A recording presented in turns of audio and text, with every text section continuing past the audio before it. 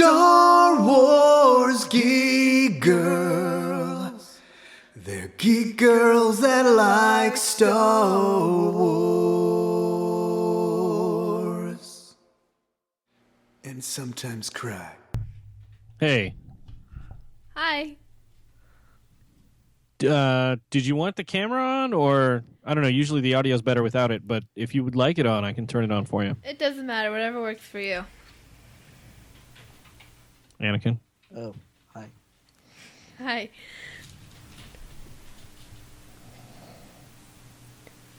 So, ready to start?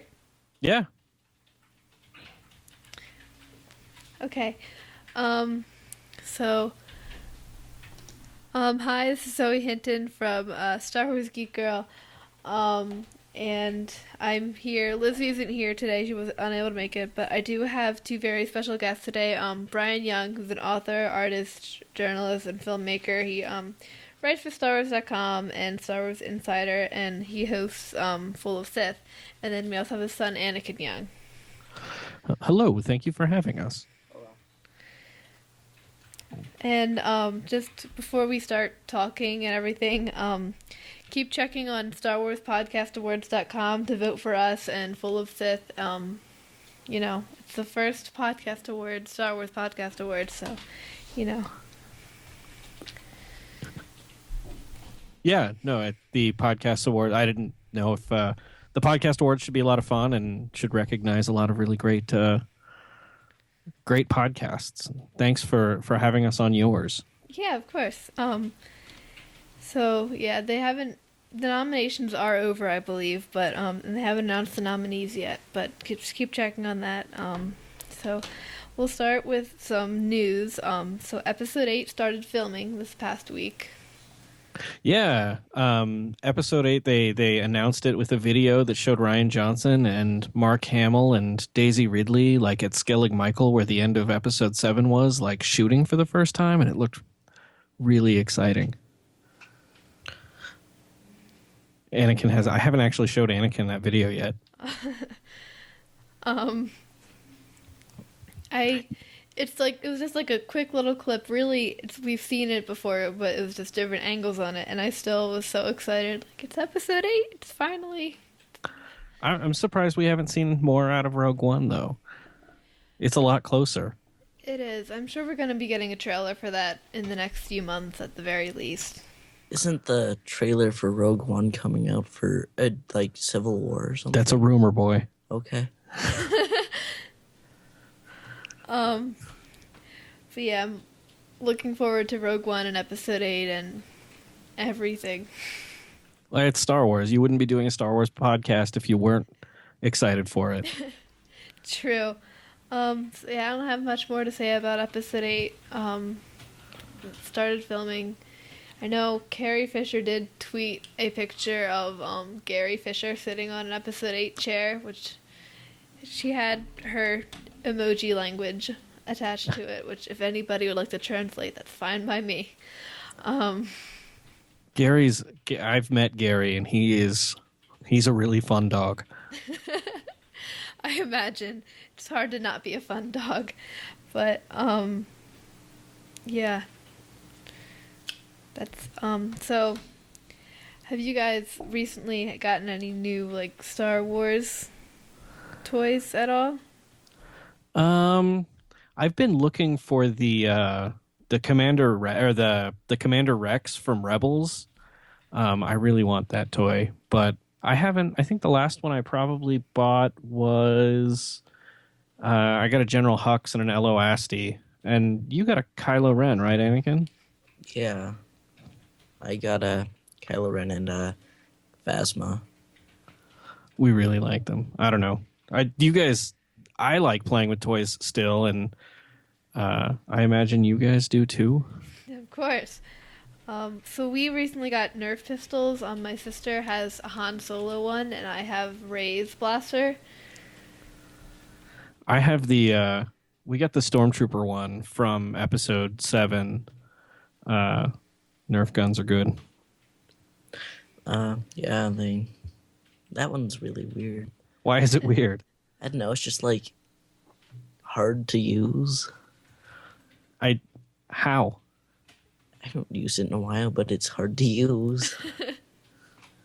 Okay.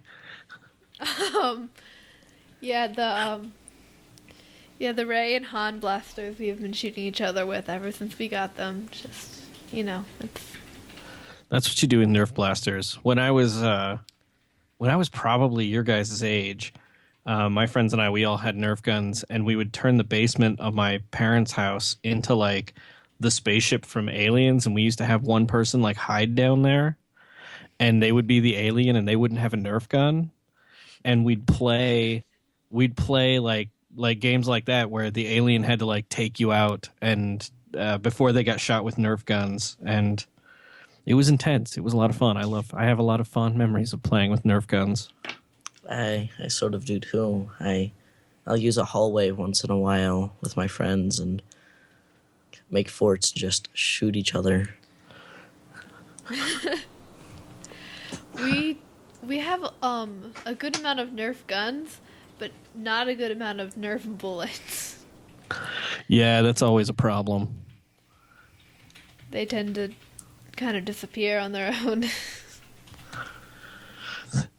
That's what they do.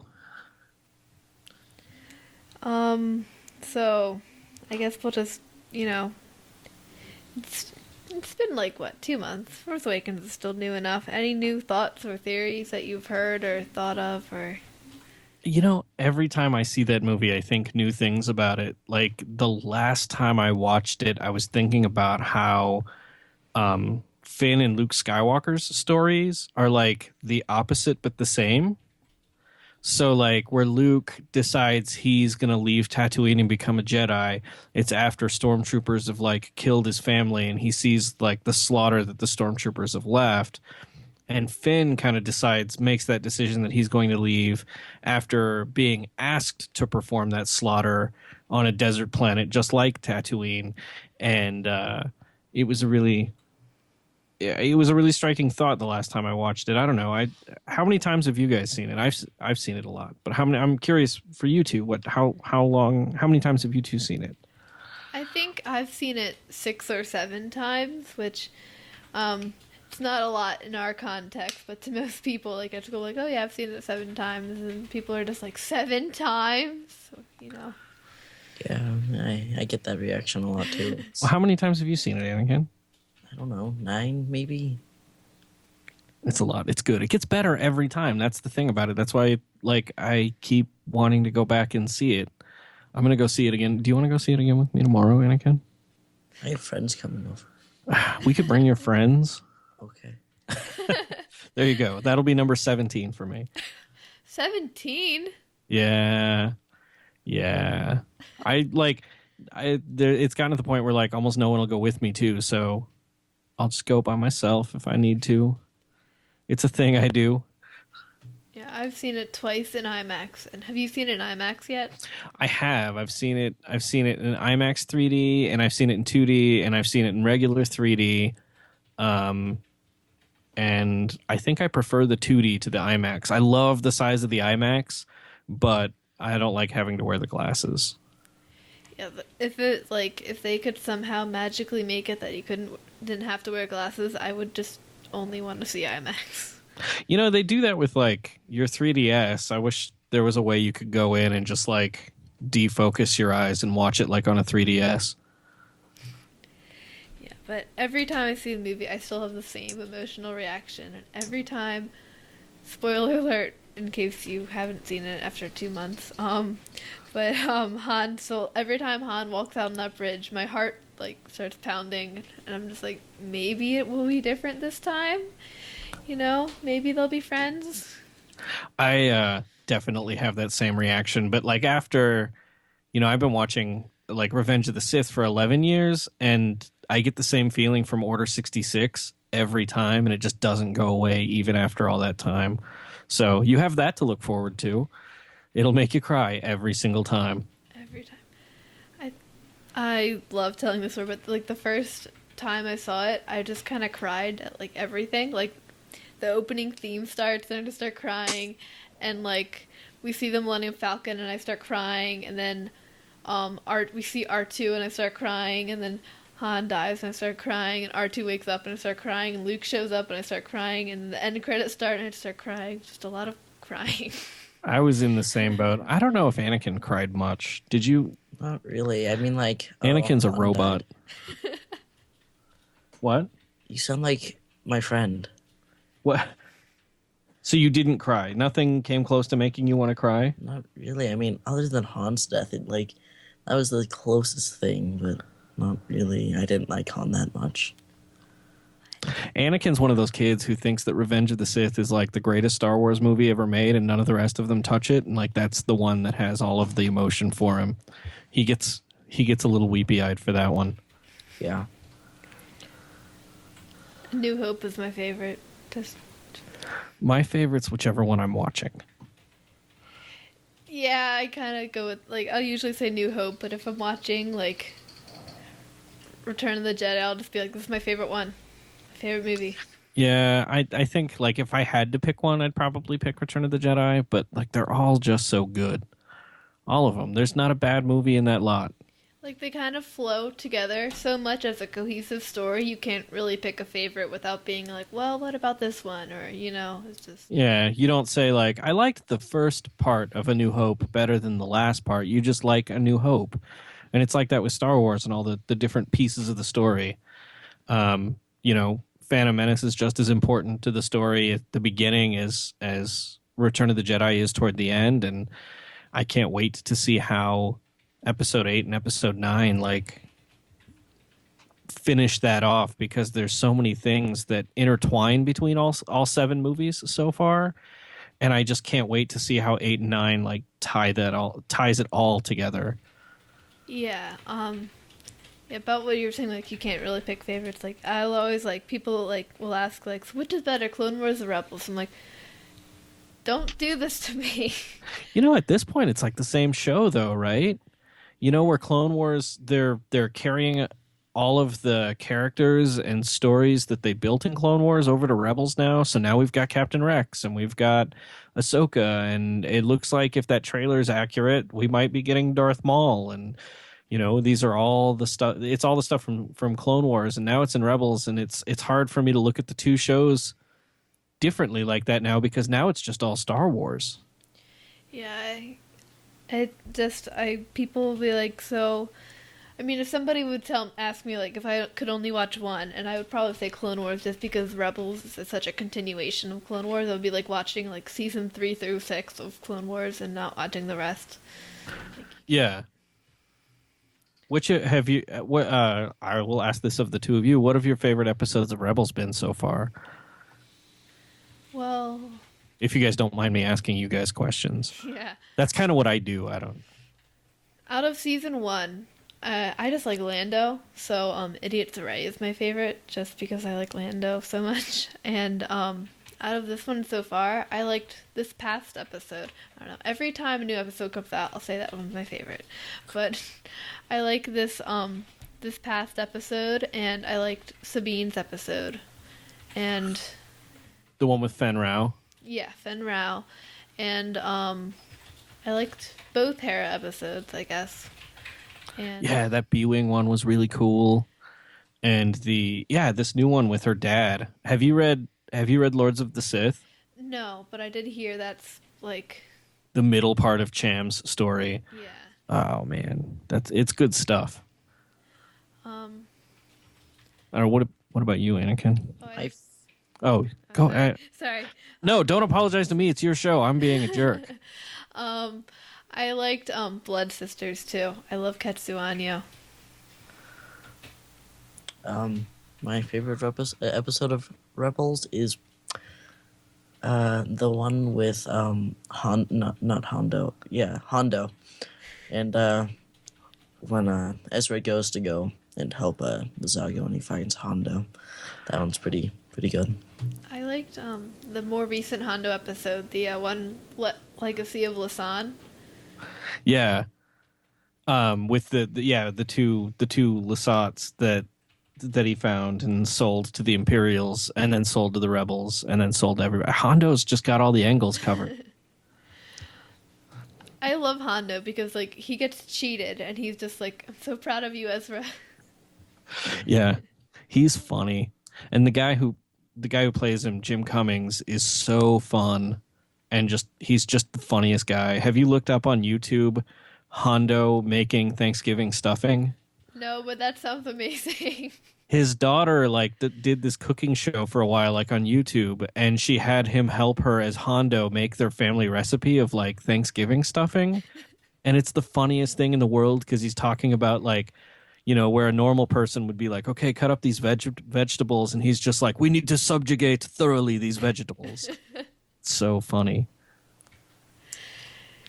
But yeah, I did like Legacy of Lasan a lot. I love the music so much when they were going Yeah. into the star cluster. That was, I don't know. I can always tell, like, I have like this whole big playlist of like every Star Wars song, like Clone Wars and Rebels and the movies. And I can always tell when it's Kevin Kiner and when it's John Williams, but it's not like one is better than the other. It's like it's different, but it's still really good. And it's weird how like Kevin Kiner's kind of getting into more John Williams stuff, not just his Star Wars stuff, but like on this last episode, I swear I heard hints of like the ET soundtrack. If you listen to the ET soundtrack and a couple of the tracks on this last episode with Hera and Cham, you'll hear some similarities, and I love that stuff. Yeah, I think Kevin Kiner is doing an amazing job with everything in the soundtrack. Like when they released the soundtrack on SoundCloud like before the season, and there's just like so many really good pieces that are like they're not like classical like with like all the typical instruments. I mean they are, but they don't sound that way.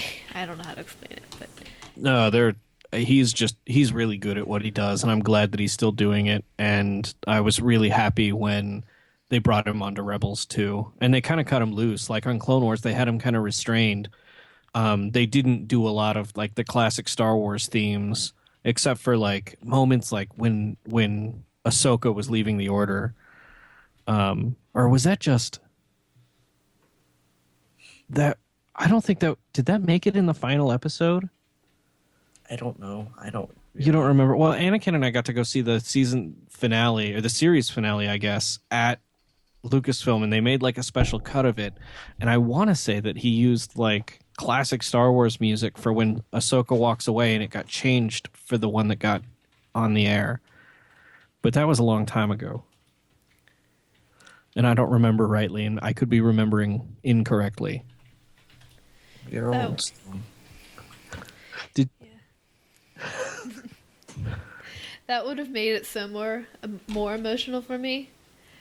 Hearing classical Star Wars music while that's already happening, I would have. it was emotional, and Anakin and I were like 5 seats away from Ashley Eckstein, and so like I looked over to her and she was just bawling, and then I started crying, and it was bad. And Anakin's like, "Why are you guys crying?" You see, I totally would have cried, but that was spoiled for me because we got maybe into season 2 of Clone Wars, and then like we weren't able to watch it, or we just stopped watching it for whatever reason, and then finally put it on Netflix, and I went through and watched it already, but it had already been spoiled for me during the period where we hadn't watched it. So Oh, I'm sorry. That was a good moment. It's a good moment even if you know it's coming, but it was pretty heartbreaking there in the moment. I think like when I watched that, and I did cry a little, but I wasn't bawling probably as much as I would have been.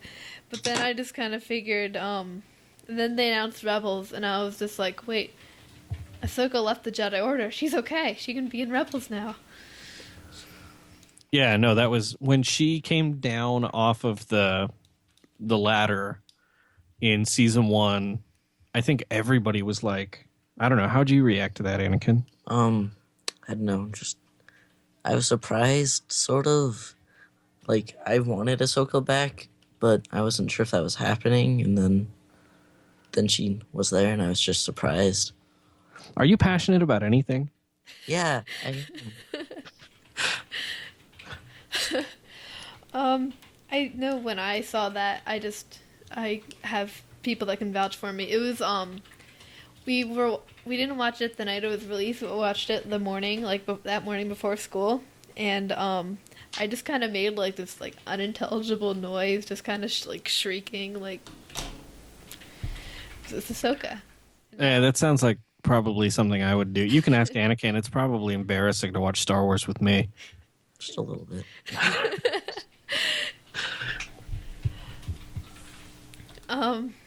But yeah, and the Rebels trailer, I'm terrified for Ahsoka and for really the whole Ghost crew. Did you hear? So they announced, or I don't know if they announced it or if they leaked, but the titles for the episodes for the rest of the season. I read a few, but not. I don't think for the whole rest of the season. So, if the report I read is correct, and I don't have to tell you this if you don't want me to, but the titles of the season finale: Go ahead. I'm ready. Not really. Twilight of the Apprentice. That was kind of the sound I made. Like, oh no. Oh. Okay. But who is that referring to, though? That could refer to Ezra. That could because we know we've got like Darth Maul in that trailer, right? Like maybe it's the twilight of Ezra's apprenticeship with Kanan, or it could refer to Ahsoka, but she's not an apprentice anymore. Although that's what Vader refers to her as. So could refer to Vader. yeah, it could. But we know his story doesn't end until much later. Yeah. I don't know. However it plays out, I don't think I'm going to like it.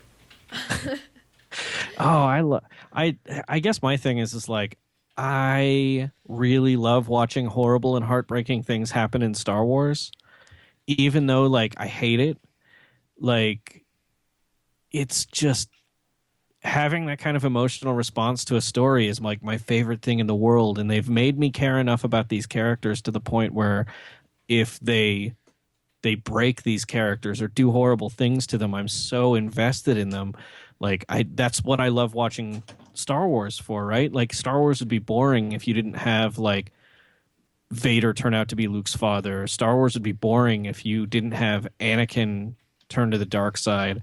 Star Wars would be boring if Ahsoka didn't have to have that conflict with the Jedi Order and have to leave, and it would be boring without all these really dramatic and exciting things, even though they just, man, I mean, like when Han Solo says Ben on that catwalk, like that made the movie. It's the part that you hate watching the most, and it stabs you in the chest every single time. But would you trade that part for anything in the world?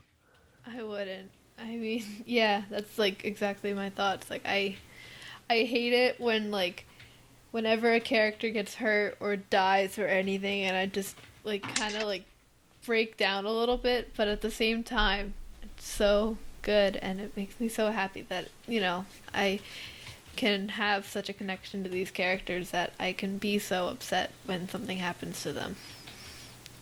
Is there a character in Star Wars, Anakin, you have a connection like that too? I like Grievous a lot. So when Grievous died, you were like, no. Yeah, every time I watch Revenge of the Sith.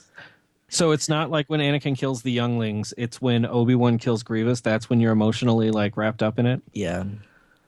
I named him the right name. That kid is such a Sith Lord.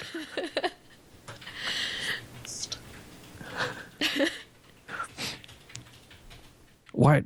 Grievous? Yeah. Okay. I thought you knew that. No, I knew you liked Grievous, and I know Revenge of the Sith is your favorite, but I would have figured like, maybe Anakin killing the younglings like got into your psyche, or like maybe that hurts. That hurts me when that little kid's just like, Master Skywalker, what are we going to do? There's too many of them. And then Anakin ignites that saber, like I'm dying inside. Anakin's giving me a bizarre, like a strange look for those of you listening. So every time you watch Clone Wars and Grievous fails, you get sad because he failed. Yeah, not just like Revenge, well, just not the movies, but like in Clone Wars when he like gets like wrecked. I don't know. Anakin was bent out of shape when Anakin like cheered when Grievous was able to like kill Captain Tarpals. Which one's Tarple? Oh, right, Tarples. Yeah, the Gungan dude. You remember that in the, I think it was the episode The Shadow Warrior, when Jar Jar was pretending to be the king, negotiating with the Separatists and General Grievous, and then Captain Tarples. You cheered. I not only remember the episode better than you, but I also remember your reaction better than you. I don't know. I don't remember that. It was a while ago, I guess. We need to rewatch these. Yeah, you do. You'd get along with my sister. She loves Grievous too. I think Grievous is so cool, though. He is. He is cool. I just don't get bent out of shape when he dies. Anakin does, though, because he's a weirdo. So yeah, so I don't know, there's a link I put in the show notes. I don't know if you clicked on it, but it's somebody, it was a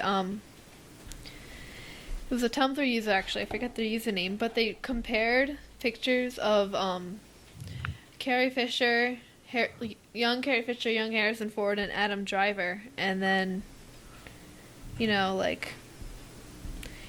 like showed that they actually do look pretty alike. No, they do, and it's weird how much he captures Hayden Christensen too. Like, I really love that. I mean, he's got the Hayden Christensen hair, and when he shouts like "traitor," it's so much like Anakin screaming "liar" to Obi-Wan in Revenge of the Sith. Yeah, but because I know when I first saw the movie, I like kind of the thought crossed my mind a little bit, and I know a lot of people were talking about this. They're saying like he doesn't look anything like Adam Driver or Harrison. Adam Driver. Adam Driver doesn't look anything like Carrie Fisher or Harrison Ford, but like in these comparisons, it's like he has Harrison Ford's like almost exact nose. Yeah. I didn't doubt him being Harrison Ford and Carrie Fisher's kid for a second. Once we knew that, like, that's why I'm kind of glad they didn't take his mask off until after they told us that. Yeah. I don't know. What do you think, boy? I don't know. I haven't thought about that. You just bought it. It was just like, of course he's their son. Yeah. I mean, like, weren't they married? They were. Okay. Yeah, he's an easy sell. I think that, casting somebody that does look like at least somewhat like who they're supposed to be the child of is very important. Like when they say like show don't tell, that's and they did a very good job with that with Adam Driver. Yeah. No, they did. And I loved everything about his character. It's so fascinating. And I love how much they showed us like what was driving him and like how things hurt him and yeah, like you were saying on the catwalk, like you can watch it every time and think like, no, this is the time he's going to make the right choice. And he never does. And it's heartbreaking still. I don't feel that way. The only time I feel that way about in that movie or about something like that is when Finn's leaving. On Takodana? Yeah. So why? So you're cheering for Han Solo's death? I don't really like Han Solo that much. I don't care that I wouldn't care if he died, but I don't. What is it? Let's get to the bottom of this. What is it you don't like about Han Solo? I don't know. He's just he's there. I don't really hate him or like him. But you agree with Kylo Ren then? Maybe he was a bad father? Probably. It's Han. I feel like Han and Leia definitely tried their best and they definitely loved their son, but I'm not sure. We don't know how well they did. I mean, Leia kind of was like, he's having problems. I'm going to send him to Luke. Like. Yeah, no, I mean, he was probably trouble no matter what, but I can imagine it being frustrating having like Han Solo as your dad. I mean, it would probably be frustrating on a lot of levels, where your grandfather is Darth Vader and your mom and your dad are the people who destroyed the Empire. So like, who are you?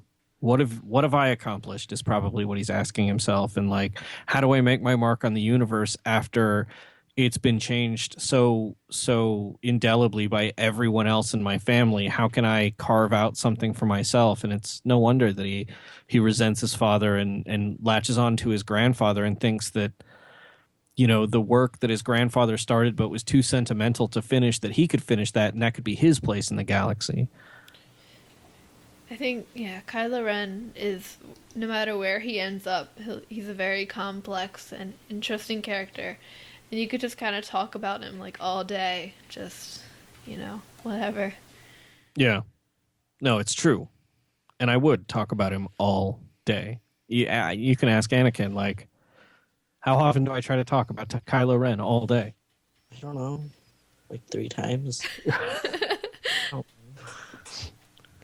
Anakin's not being very fun. well, you're never home, so I don't ever talk to you. We're talking right now. Yeah, that's We played Battlefront all day together. We were talking then. No, you weren't. Okay. We were playing Battlefront all day together, and it was fun. Yeah. New Battlefront or old Battlefront? The new one. Anakin got a PS4 of his own, and so we've been playing the new one together. And what'd you call it? Oh, Bryan and Son's traveling murder show. We're pretty good when we play as a team. Yeah. Good.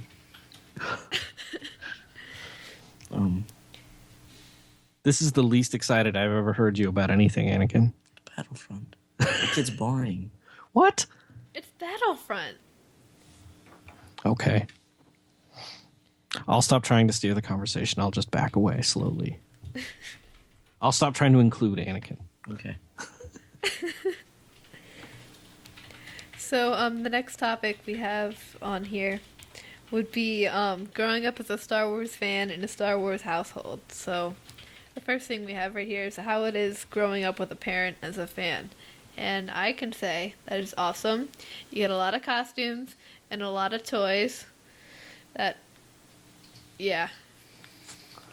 I don't know about costumes, but the toys were something that I can agree with. I mean, I don't think Anakin knows how good he has it as far as that kind of stuff goes. Because when I was a kid, like, Star Wars wasn't around like it is now. Like I was 7 when the 10th anniversary happened, and I tried to convince my parents to drive me. We lived about an hour and a half away from like the celebration in Los Angeles where they were doing the screening, because I'd never seen A New Hope on the big screen, and they wouldn't do it. And there wasn't any merchandise around, so like I had to scrape my pennies together and buy the Topps trading cards, which you've seen my collection, Anakin. Yeah, there's a lot. Yeah, like that's what I collected because there wasn't any toys around or anything anymore, and like my parents didn't care about it. And like Anakin gets spoiled with Star Wars fandom. Like he's been to all kinds of conventions, and we toured the Lucasfilm, and we got to watch. How many premieres have you been to? You went to the season 2 premiere of Clone War or Rebels at Celebration. There's a premiere? Yeah, the screening of it was the premiere. I thought that was here. And you went to the season 5 premiere. No, you weren't there with that one. You went to the season 5 finale at Lucasfilm in San Francisco. No. I remember that, but You remember that? I don't know. Anyway, Anakin, because like I don't know. You tell stories. What's it like having such easy access to it, knowing it was so difficult for me? I don't know. I mean, once it's around you a lot, like it kind of gets boring. But then, like when something new comes out, like you like it way more than you did before, and that's what's been going on. But I haven't hated it. What about Rancho Obi-Wan? Oh right, that place. That place was I like that place. The people there were nice, and it blew my mind. Have you had a chance to go to Rancho Obi-Wan? I have not, although I really, really want to. You should convince your parents to take you. It's really awesome. And we got to record an episode of Full of Sith there with Steve Sansweet, and Anakin just kind of like, Steve turned all of his like the arcade section on for Anakin so he could just like play the whole time we were recording. Yeah, I remember that. I played pinball a lot. Yeah. How old were you? You were like what? 10? I think, yeah, 9. 9 or 10? Yeah. That was crazy. That was a long time ago. I forget how long I've been podcasting. I feel old. You don't forget how old you are? I forget how old I am constantly. I still think I'm like 19.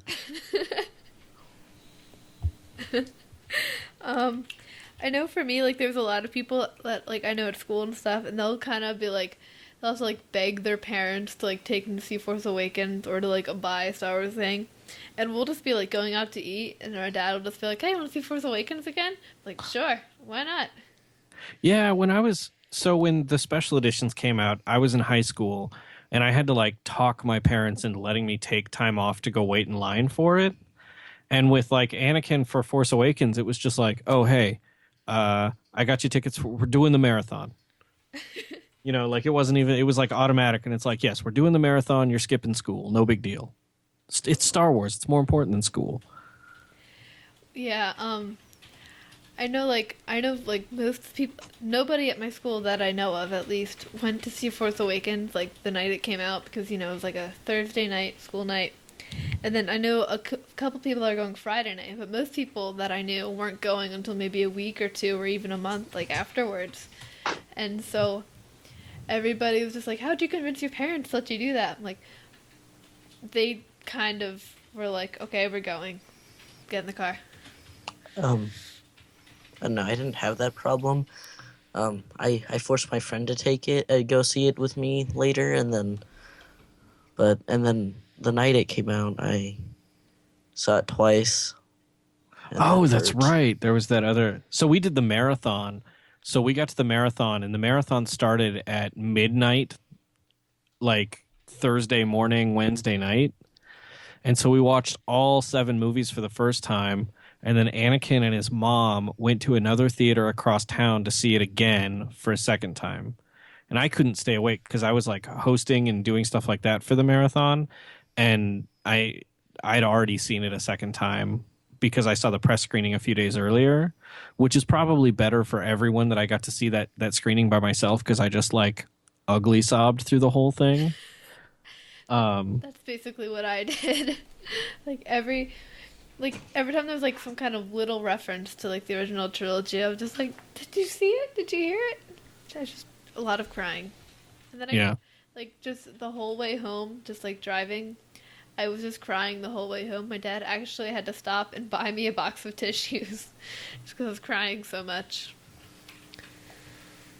It's a problem.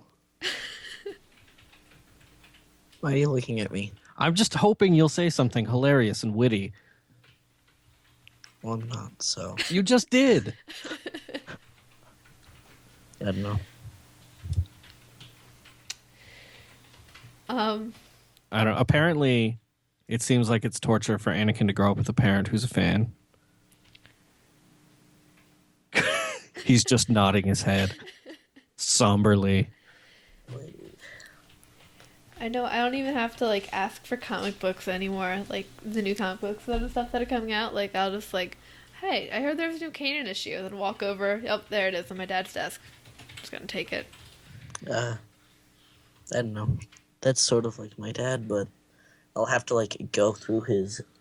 I've got a lot of comics. Yeah, I've got a horde. Like we're recording in my office, and it's like literally just overflowing with toys. Did you put Han Solo and Luke Skywalker in a compromising position over there? Yes. So it's just we're drowning in my toys and comics and books, and so sometimes it's hard for him to find some of them. I haven't read any of the canon. The Kanan ones? Yeah. Oh, I'll find them. They're good. I thought you read the first arc. Oh, right. He stole a Yeah, he stole that ship on Collar. That stuff was cool. I I know, like, just on my desk here, I have, like, a bulletin board just covered in, like, Star Wars pictures. And then I have, like, a big Captain Phasma, and then, like, a bunch of Rebels, like, little figurines and some action figures. And I have the Phantom right there, I have a Jawa here, Phasma poster, C-3PO, R2, and BB-8 poster there. I have a fan deck, some magazines, some comic books. I have a big, giant, fluffy Ewok. I just have everything. I like Ewoks. The only thing I haven't reached is an Anakin Hayden Christensen jumping. Is it weird? Okay, so is it weird being named Anakin and having a Padawan braid? Not really. It's just like normal. Yeah. I mean, I don't really think about that, but yeah.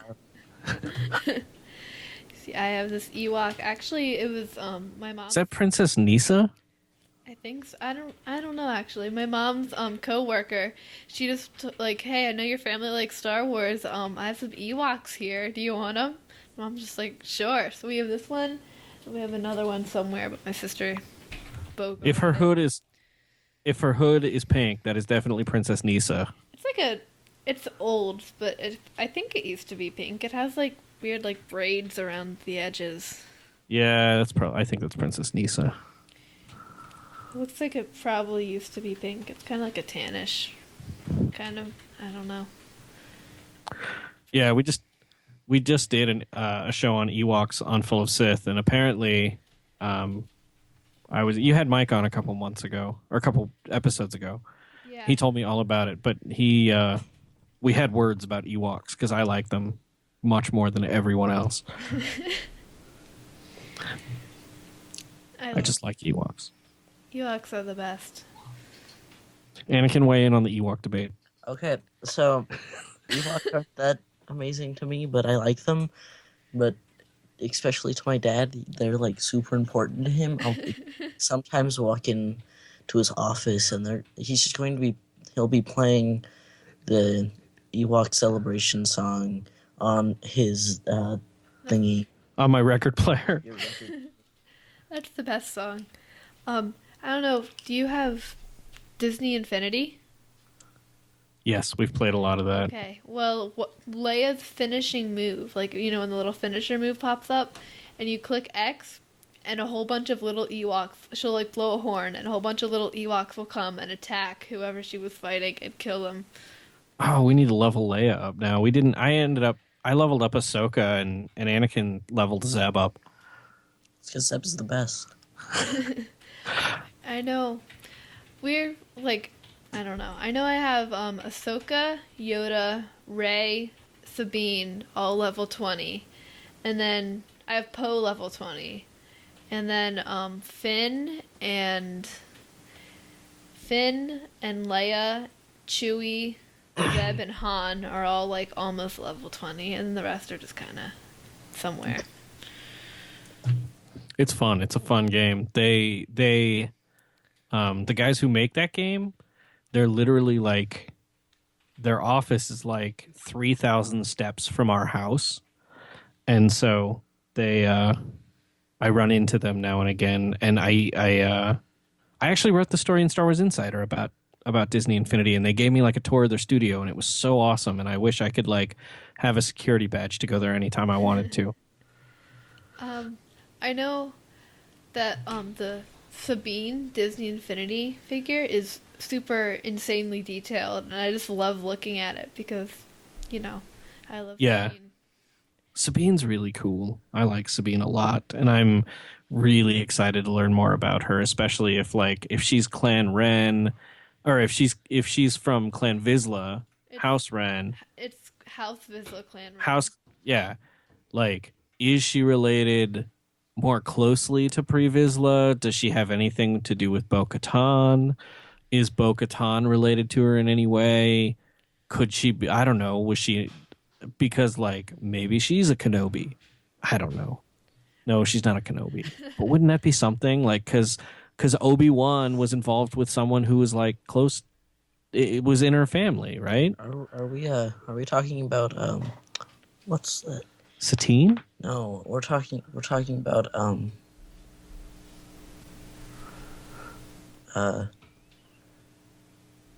Salacious Crumb, right? I couldn't think of his name.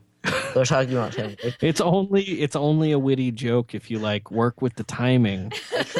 The name. What's that? Yes, she's related to Salacious Crumb, and Hondo's Kawaki and Monkey Lizard Pilf Muck Muck, and Plick Muck Muck. They're brothers. Pilf is funnier though. Okay. Your word on I that. think my dream episode of Rebels would be like they have to go help another rebel cell, and they go to Mandalore, and it's Bo-Katan and the Night Owls, and Sabine's just like, oh hi, what's up? That would be. I'm really excited to find out what happens to Bo-Katan if we even find out. You know, who knows? Maybe she died at the siege of Mandalore, which is something Ahsoka and Rex were involved in. Yeah, I love Bo-Katan, and I feel like if she is alive, which I hope she is, she's definitely running her own rebel cell. Like, she's not standing for this empire to come in and erase her culture. Yeah. Here's the other Ewok, by the way. I don't. Though that's adorable. That it looks like he's got a mustache. Yeah. He's Yeah. tiny compared to the other one. Yeah. Yeah. Ewoks are so cool. Maybe Sabine is an Ewok. She's two Ewoks stacked on top of each other. What if Poe Dameron is like his mom is like an Ewok or something? His mom. You read Shattered Empire. I know, but So you're saying maybe his dad was an Ewok? maybe. His dad is Kes Dameron, right? Yeah. And his mom Anakin, is Shara Bay. Anakin's making a joke about Poe Dameron being conceived on Endor. I'm talking about him being an Ewok. He's an Ewok. Okay. He's an Ewok. Yeah. I'm going to stay out of that one. I'm just going to back away slowly. Maybe Phasma's an Ewok. Phasma's just like 4 Ewoks just on top of each other in a suit of armor. That's why it's so easy to just tackle her. And that's why her voice is so monotone, because they have to have a little translator. Yeah.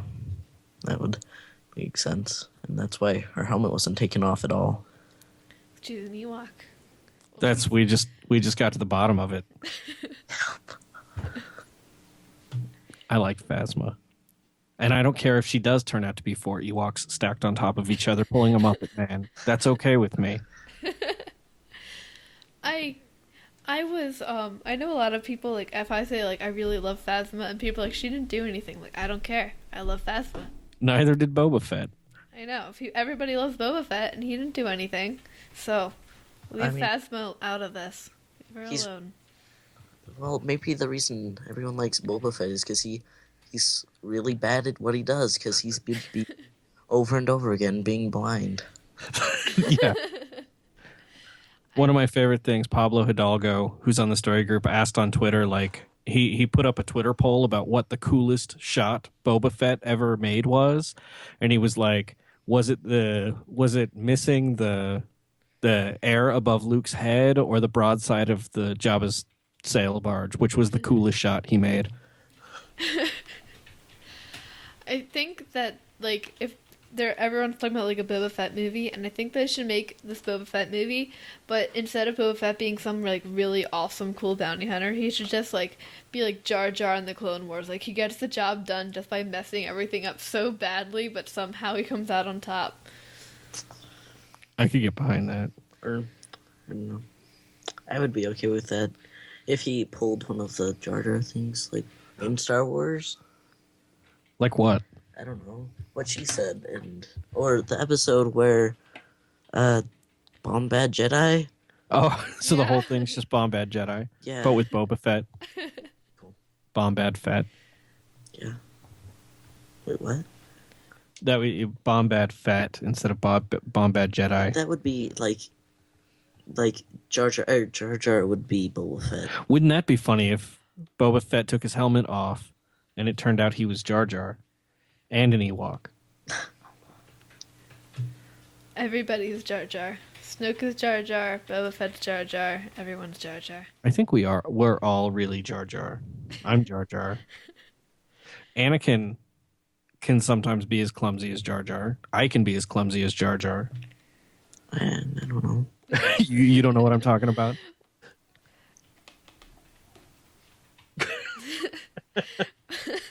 We all have a little bit of Jar Jar inside of us. Yes. Goodness. Anakin's not copying to it. I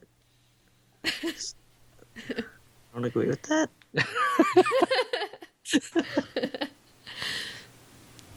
Oh my goodness. Lizzy isn't here, but she would make sure we all knew that Snoke is Jar Jar. She is obsessed with that theory. It's not going to happen. She is convinced it will.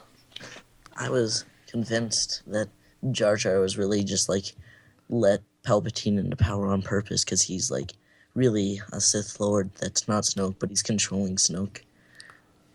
Jar Jar is behind everything. I could deal with that. I really like Jar Jar, so I know. Jar Jar. Yeah. Jar Jar. Well, I don't know. Jar Jar is Jar Jar. he's adorable. I And he's know. got a heart of gold. Unless he's a Sith Lord. He's not a Sith Lord. Haven't you seen the Robot Chicken? No, I haven't seen that Robot Chicken. Which Robot Chicken? Did they do one where he's a Sith Lord? Yeah, sort of like Palpatine calls him to apologize while he's falling down the hole, and he's laughing because he's like, Palpatine apologized to him, and he just starts laughing, and then everything gets dark, and he pulls on the hood, and it's like, it's really funny. Huh. I didn't realize that they had done that. It's pretty amazing. Really? Have you read that entire theory someone did? Like this really long, like complex thing. Yeah, I did. Everybody and their cousin sent it to me because, like, literally, like a week before that came out, I had like a 4-page article in Star Wars Insider about how without Jar Jar, the Ewoks wouldn't have been able to help the rebellion win against the Empire. And everybody kept sending me this Jar Jar as Snoke theory, and I'm just like, guys, that's not the way it is. Read this article in Star Wars Insider, and like everybody did, and I think everybody still likes the Snoke theory better than the facts of the matter. I think Snoke is Darth Maul. That's a possibility, especially with Maul being on Rebels. No, it's not. I think Snoke is a dude named Snoke. Yeah, I think there have been some people they pointed out like that the Snoke looks a little like Tarkin, and I'm just like, okay, but Tarkin went boom. Yeah, exactly. You like Tarkin, right, Anakin? Didn't that? Yeah, him, Grievous, and who else was it? I don't know. Someone else. You like Tarkin, Grievous, and someone else, just an indeterminate person? No, I forget his name. It's the Inquisitor. I liked him a lot. Yeah. I like the Seventh Sister. She's really cool. She that second is that? She's the Inquisitor that her and the fifth brother are taking over. Yeah, I know. I was just verifying. Okay. I wonder, and I don't know, like, do you feel sometimes uncomfortable, Anakin, like talking about Star Wars with me because I'm like an encyclopedia for it, and you're worried you might say the wrong thing or be embarrassed or something, or? No. Okay. I ask you things all the time. Like I know, but you're being like, every time you tell me, like I'll ask you what that third rhino thingy is from. the Reek. Yeah, that. Yeah, I can remember the other two, just not that thing. Okay. I mean, like, I don't really think about Star Wars. At all? Not really. See, that's me 24/7. I'll be sitting in like Spanish class, and then all of a sudden I'll be like, you know, I think Rey should have just killed Kylo Ren on Starkiller. Just out of nowhere, just Star Wars music just playing in the back of my head during biology, just the normal stuff. She's explaining what it's like to be more like me, Anakin. I'm thinking about Star Wars a lot. I'm always thinking about going home at school and how I want it to be over and I want tea. I don't really think about Star Wars. That's why you like Tarkin so much. You just want to like come home, have tea, and blow something up. Yeah. Like a And rope. I know, like today, we're doing like a Star Wars like concert, and we're practicing music. And I know we played Duel of the Fates, like our first like sight read of it, like Tuesday or Wednesday. And my friends all made fun of me because like the trumpet started playing, and I just started crying. I'm just like, it's Duel of the Fates. And then today we did our first run through of the main theme, and I didn't cry, but that's because we didn't do very well. Considering considering it was our first run, I'm sure it'll get better, but you know. I'm sure you guys will do it fine. And Duel of the Fates is just such a great piece of music. So like even if the Is that the one between Qui-Gon and... Yeah. Okay. even if the band doesn't do as well, the chorus will cover it up. You see, we don't have the chorus doing it with us, but Oh. so How are you reproducing that without the chorus? the violins and Ah, the flutes too. fascinating. So we have this like whole suite, and it's Duel of the Fates, Across the Stars, and another one. I forget the third one. And there's also the main theme, Princess Leia's theme, and Imperial March. I wish I could remember the other one. It's probably Battle for the Heroes. It probably is. But I gotta say, Across the Stars is, I think, my favorite piece of Star Wars music, period. I think you said Ray's theme is your favorite. No, Ray's theme's my favorite right now. But Across the Stars is like my overall favorite, period. it changes a lot for me. Because I'll be listening. I think Ray's theme is my favorite, but my favorite, I think, like, absolute favorite, I say favorite too much, but, is the little bit in, at the end, The Jedi Steps? yeah, the Jedi steps, but then during the credits, Oh, yeah. like at the very end, and they play like the Force theme and then Ray's theme, because Ray's theme's a counter melody to that. Yeah. I just could listen to that over and over and over again. It's just, And I'm sure you have. yes, I have. And I've made Anakin listen. Do I just annoy you with Star Wars? No, because I don't have to listen to it all the time.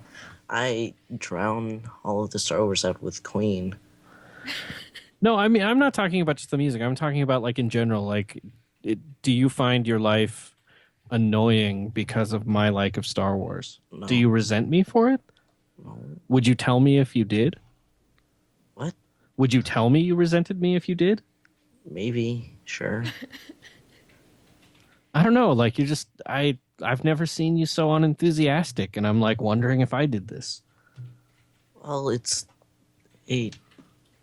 It's 10 o'clock for her, Oh, I'm sorry. and she's enthusiastic about it. You can't use tired as an excuse. I am. I went to bed at 1 last night. What were you doing? I was reading Calvin and Hobbes and watching some My Name is Earl What? with Mom. You should have been reading Star Wars and watching Star Wars. Yeah, he gets in way less trouble for reading and watching Star Wars. No. So what else did you have? Have for what? For discussing. For discussing. So expressing your fandom. So I obviously do it through costuming with, like, the Galactic Academy. I'm not old enough for the big people, but so I was a Jawa for 8 years. I have a lot of stories to tell from that. But then now, more recently, I did season 1 Sabine, and season 2 Sabine is in the works. Hopefully completed by a con in Pittsburgh that we go to in April. But, who knows? The weather we're having, it's too cold to paint, so. I obviously podcast and write about it a lot. And Anakin is being coy about his fandom, but I mean, he really does have a Padawan braid that's his choice that I threaten to cut off a lot, actually, but he hasn't earned it yet. Yeah. I don't know. How do you express it? Like, how do you care about Star Wars? I'll talk about it. and I'll wear Star Wars shirts. I don't know. People for some reason think I know everything. I don't know. I don't know how to, like, I don't dress up for Star Wars. I don't. You used to. You used to like your first. We did. Anakin. I took Anakin to the midnight premiere of the Clone Wars movie when it came out, and you dressed as a Jedi for that. You were a Jedi for did. Halloween for like 3 years in a row. Oh, well, I guess I was, but that's not now. Well, it's because you outgrew it so fast. Yeah. And let's all be honest. Futurama was way easier to watch. Wait. Future. It's easier to. I don't know. Yeah. So, okay. Wait. I don't know. I think Anakin. I don't know. Go ahead, please. I know, like what he was saying with shirts. I do 90% of the shirts that I own are Star Wars. And then like I have this Force Awakens sweatshirt I got of Her Universe that I'm wearing right now, and I wear that like pretty much every day because it's very comfortable. And I have a lot of Star Wars socks, and I talk about Star Wars nonstop. like just like at any given moment, if you were to come and ask me about something, it would probably be talking about Star Wars. Does it sound familiar, Anakin? Sort of. I know, like, one time somebody was like, I was talking to them, like, I feel like you could talk about Star Wars all day. I'm like, all day is probably an understatement. I just got my panel schedule for the next Salt Lake Comic Con's FanX that happens in March. And it's a con we have here, and I'm on, I think, 17 panels, and I think like 12 of them are Star Wars. So over 3 days, I'm going to spend 12 hours talking about Star Wars in front of audiences. It's pretty boring. Oh, will you cut that out, boy? You're going to watch plenty of them. But I have other things to do, like meet George Takei. Oh, right. If I get a chance to interview the Inquisitor, would you come to that? Which one's the Inquisitor? Oh my God. I mean, which Inquisitor? I mean, Jason Isaacs. Which one's Lucius that? Malfoy. which one's that? The one from season 1. I don't know. He's going to be at the con. I'm trying to see if I can get to be the one who interviews him. Okay, Would you go see that? maybe. Wait, Lucius Malfoy was the Inquisitor, the Grand Inquisitor. Uh-huh. Yeah. I didn't know that, but that makes so much more sense now. I knew his voice. Yeah. Okay. No, he's the Grand Inquisitor. But he's going to be at this convention, and I'm hoping that I'll maybe get to talk to him about Star Wars and Harry Potter, I guess, but Star Wars. I like Harry Potter a lot, so it's not like I wouldn't be able to talk to him. I love Harry Potter to death, but I did write last year, or maybe the year before, and like a 7 or 8 page essay explaining why Star Wars is better than Harry Potter to win an argument. Did you win? I mean, the people I was arguing with would say it's a tie, but I totally won. Well, then you could just say, like, well, it's a tie from a certain point of view. And then you'd win because it would be a Star Wars quote. Yes. I think the argument lasted several months, and we would just ask random people in the hallway, and so there's a lot of students that would just be like, Harry Potter, I guess, or they would just kind of look at us. But then all of the teachers, I think, except for like 1 or 2, said Star Wars over Harry Potter. I like Harry Potter, and there's a lot of connections between Harry Potter and Star Wars, and not just with some of the actors like Lucius Malfoy or Bill Weasley, who's obviously General Hux, but like some of the story elements too. I mean, what happens to Luke getting left with his aunt and uncle on Tatooine is the same thing as Harry getting left with his aunt and uncle on Privet Drive. And, J.K. Rowling just stole that from Star Wars. And that's cool. I have a whole paragraph about that.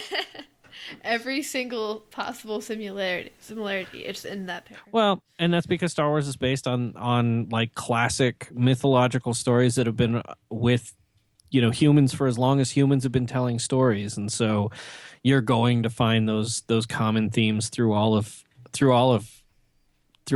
great stories. I wonder if Kylo Ren has abandonment issues, and that's why he's crazy. I don't know. Who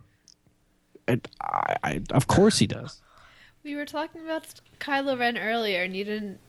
But now we're talking about Harry Potter, and you wanna. I just thought of that, so yeah. Why? Loosen up, boy. It's almost like you need a drink, but you're too young for that.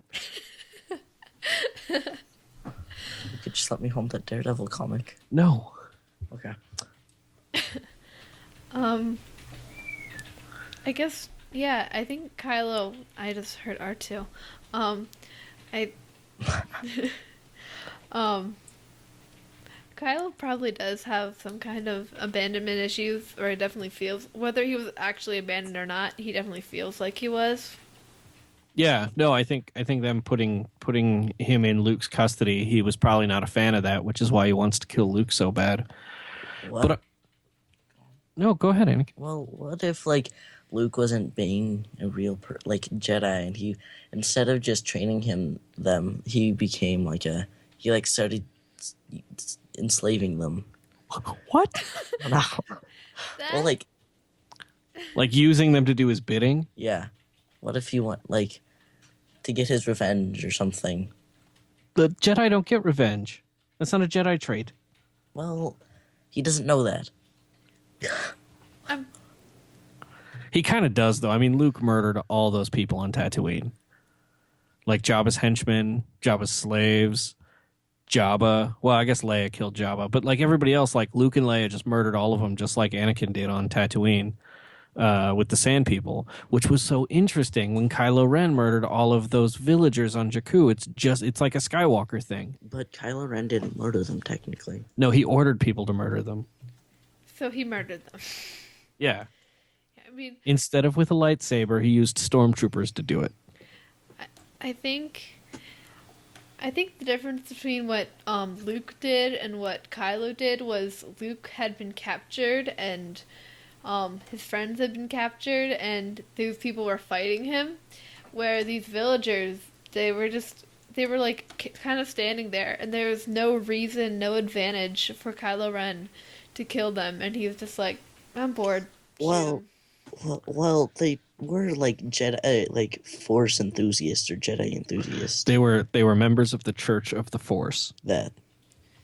But they couldn't use the Force. No midichlorians in that group.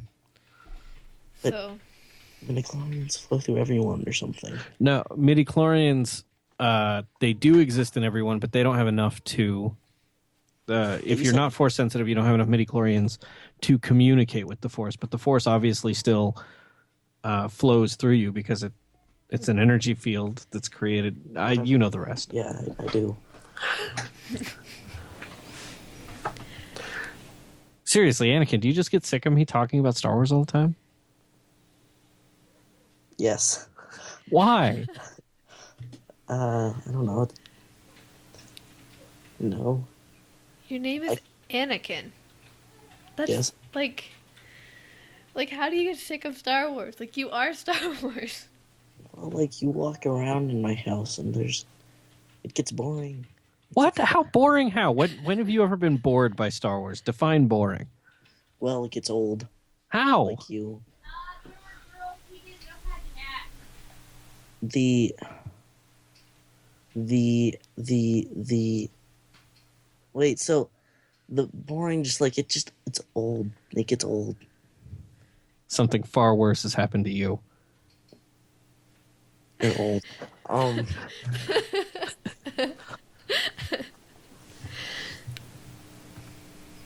So what if we just? Would you let?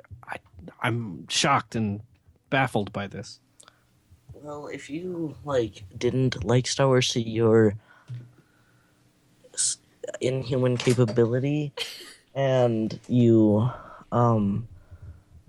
you had to listen to you all day talking about it, and how some sort of news that you don't think you'd ever hear about you would just like start bringing up, or you'll like if we're watching a movie or something, you're like, oh yeah, George Lucas got this from that or something. That's the column I write on StarWars.com. Of course, I have to look for that stuff I know, but you have to point it out. because I'm educating you. Well, I don't. But I like enjoying my movies, not knowing that Star Wars stole ideas from them. But that's so fascinating. Not really. It is. Don't listen to him. It's fascinating. I know, I had a friend and I found out she mentioned one time that she hadn't seen Star Wars, which was a mistake. Never tell me you've never seen Star Wars. So, me and my other friend, we got her, and she just came to our house, and we had to physically restrain her to get her to start the movie. Once she did, she was watching it, and every time, like, some little thing happened, like, some minor character would pop in, like, oh, that's blah, blah, blah, or, like, something would happen, like, oh, did you know that George Lucas, like, did this, and to get that effect or whatever, and it's just... And then I was told to shut up several times, but I never did, so, you know. Isn't Chewie like a walrus or something? I mean, isn't Chewie like his noise like Partially. and like a dog or something? And I think a bear. A Yeah. bear. And I know the Rancor was a wiener dog. And it was Phil Tippett's hand who did it. Phil Tippett's cool. Is that a person? Yes. It's a person. Well, that doesn't sound like a name. Phil Tippett? Phil. Oh.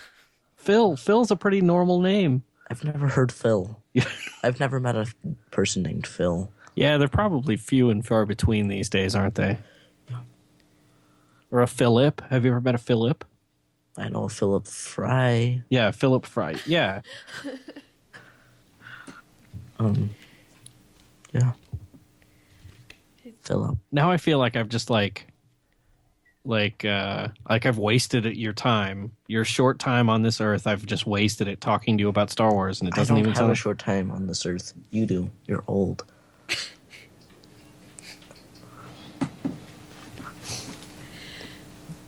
Now I know why. Why? Now I know why Han abandoned Ben. Yeah, I mean, you're a smuggler who talks his way out of everything. I'm sorry that this is completely just turned into my dad arguing. I'm not arguing. I'm having fun. I'm enjoying this. I'm just trying to understand you better.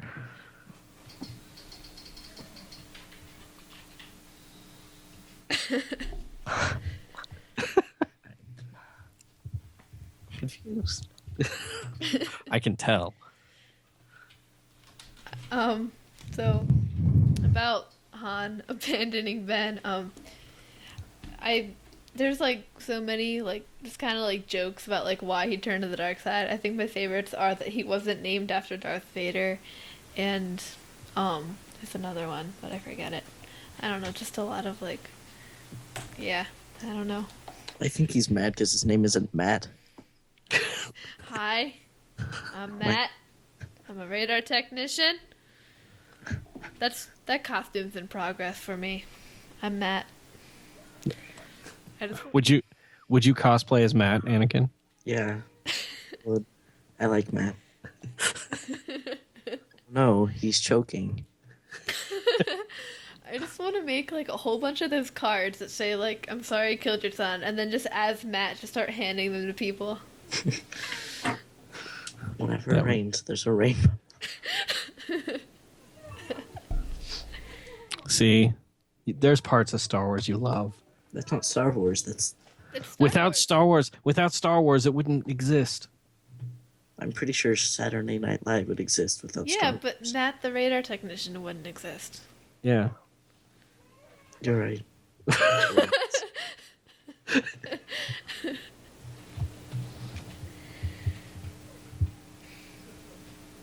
Why is this silent?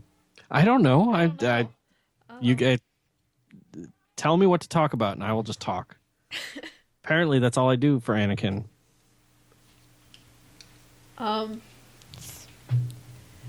to think of recent news. So there's a Poe Dameron comic book coming out in April.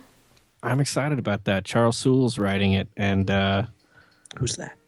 Charles. Ooh, actually, the brand new news. They're doing a comics adaptation of The Force Awakens that Chuck Yeah. Wendig is writing. Chuck Wendig is writing, and then I forget who's drawing it. I just read about that. Yeah. I don't remember who's drawing it either, but Chuck Wendig wrote Aftermath. I liked Aftermath. I did too. That was a good book. I haven't read that one. You haven't read that one yet. Which one are you in the middle of now? I'm reading the Sword of Shanra right now. Oh, right. But I mean, like, if you were going to read a Star Wars book, what would it be? Is Aftermath the one with Ventress? No, that's No. Dark Disciple. I'd probably read Dark Disciple. That's a good book too. I want to read that book, but I also don't because I know it'll break my heart. It's so good. I know. And you need some closure between Quinlan Voss and Asajj Ventress, and That's true. it's good. You get the audiobook. I've heard the audiobook's really good. And then Lost Stars. I'm in the middle of Lost Stars right now. Oh, that one's my favorite. Of all the ones that have come out since since the new canon boot, Lost Stars is my favorite. I haven't read that one or started reading it. You should. A New Dawn. I love A New Dawn. I like that one a lot too. I cried when Skelly died. I liked him. I like the New Dawn. I just like Kanan just being like cocky, like, yeah, I'm the best pilot, and then Hera's like, no, you're not. Get out of the way. Well, that's because he's not. I always found it a little weird in Rebels because we do see a new Dawn that he is like a fairly decent pilot, but then it's always Hera in the Ghost and Sabine in the Phantom. So they just kind of put their rebellious teenage daughter, like, here you go, take the car. I'd probably trust Sabine behind the wheel more than Kanan. That guy looks like he's just going to crash everything. Like the mystery van. Will you stop making Scooby-Doo jokes about Kanan? Sorry. Because you know the voice of Kanan is Freddie Prinze Jr., who is he was Fred in the Scooby-Doo movies. So Anakin keeps making Scooby-Doo jokes every time we mention Kanan. Kanan is a space cowboy with eyebrows. And a fake name. What is it? It's Caleb Doom. He was named after a street. Doom is a street that was outside of like one of the studios or something. It was like I forget what the street name was, but it was like something Doom. It was like, no, I don't know. Are you guys saying Doom or Dune? Doom, like Dume, like a M? Yeah, with an M. Okay. That was all in A New Dawn and in the Kanan comic. Mm-hmm. Man, I love those scenes of him as a Padawan with Obi-Wan in A New Dawn. Or before he was a Padawan, when he was just a youngling. I bet all the other younglings got killed by Anakin, though. Not you, the character. You have to clarify. Mm-hmm. Why are you just... I'm looking at you waiting for you to say something, that's all. I don't have anything to say. Clearly.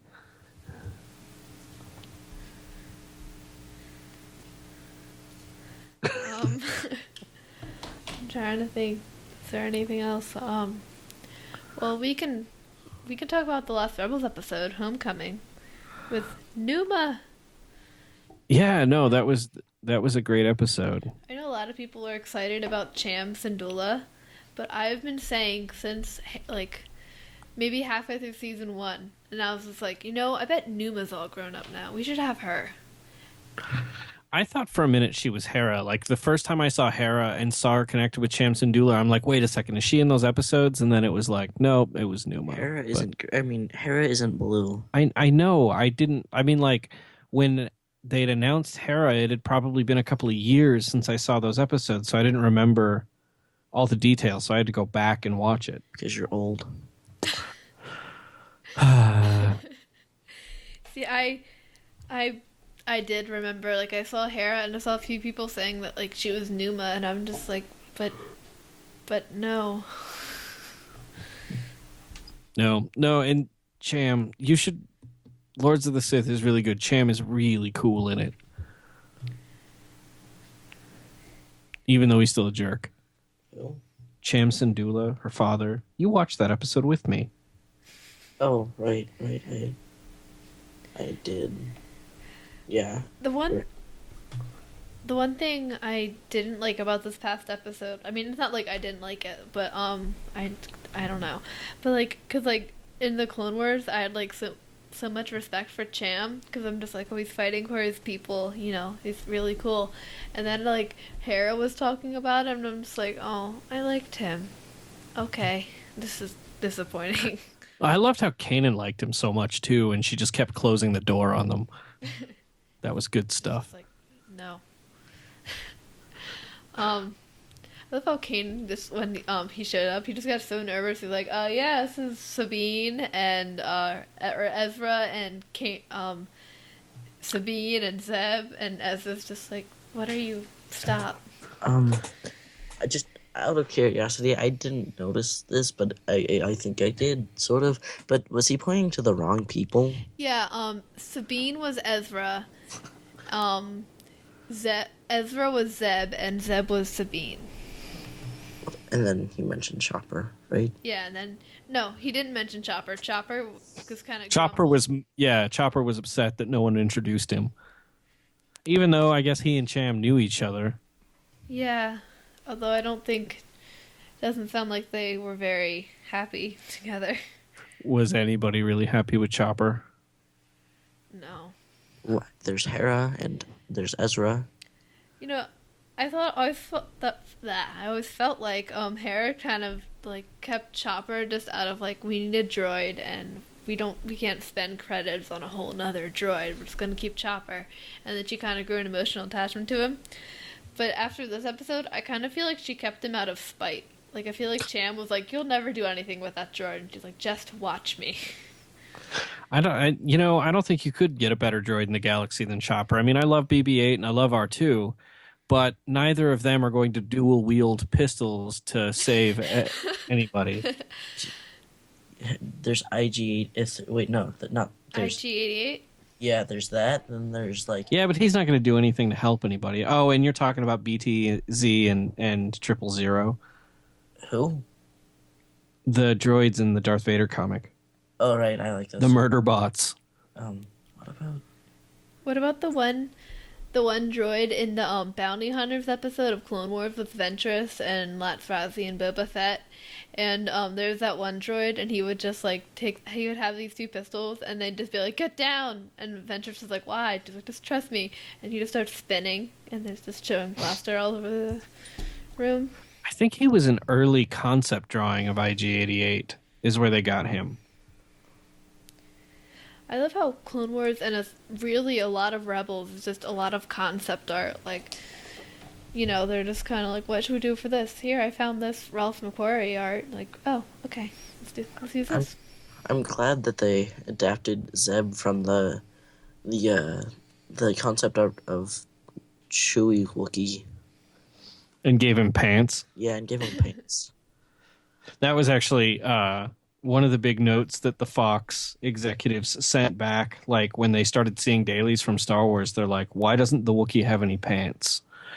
And like that was a real concern for them when they were making the movie, that the Wookiee had no pants. Wait, doesn't Zeb like wear a unitard or something? It's more like Lederhosen. No, I don't know. It's like, I have a little Zeb right here. yeah, he just wears yellow capris. And armor and no shoes. In not in the last Rebels episode, in Legends of Lasan or Legacy of Lasan, so I thought like the designs on his armor were like something like Sabine painted. Just, I don't know, anything I see painted in the show, I'm like, Sabine did it. But Did you notice in one of the episodes, and I think it's season 1, there's a picture that Sabine drew on the wall of Cad Bane. Yeah. I have the Sabine's sketchbook, and there's a picture like that in there too. And then doesn't she on her shoulder armor? It's a Narglatch that she has on there, right? I don't know what that is. It's one of the icy mounts on Orto Plutonia. In season 1 or season 2? I think it's season 2. 'Cause And I know season 2, it's a 5 and like a rabbit-looking thing. In season 1, she has a checkerboard pattern and an Anuba. somebody, maybe that's what it was. Somebody has a Narglatch somewhere. I don't know what those I are. had to write about it for something. I know. I know somebody has a Narglatch. I want Sabine to paint on the ghost like a dewback mouth, like in it like a dewback. The dewback in it, the head is like the head of the. You mean ship. like some of the Clone Wars, like the Republic ships, the gunships, and the old World War II ships that Yeah, like but have... like the mouths are like barf. The mouths are the dewback are like barfing them out. Okay, I don't know if that made sense, but it doesn't have to. okay. I just looked up the Narglatch on Wikipedia, and it just shows the Clone Wars episodes, and it says something about a statue in Dark Disciple. Oh, that's what it was. So in there's like a code. Somebody uses code. No, it was in It wasn't. There was Perfect Weapon. The Perfect Weapon. Yeah, that's on here too. I don't The know. what it Bazine is. Natal story. Bazine is the one, the informant, the First Order informant in Maz Kanata's castle, Yeah. and she was after a case from a guy codenamed Narglatch. That's what it was.